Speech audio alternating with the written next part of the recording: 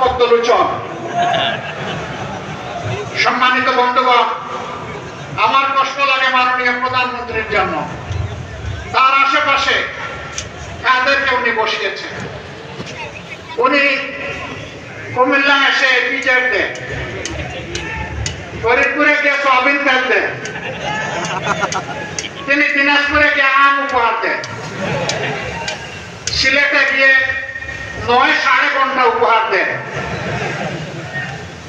সংসদে গিয়ে প্রাথমিক বিশ্ববিদ্যালয় উপহার দেন, আর কক্সবাজারে এসে বলে যে বিরোধী দল এই বাজেটে মাদক এবং ধূমপান জাতীয় দ্রব্যের ট্যাক্স বাড়ানো হয়েছে বলে বিরোধী দল তার বিরুদ্ধে প্রতিবাদ করে মিছিল করেছে। মিথ্যা, ভুয়া।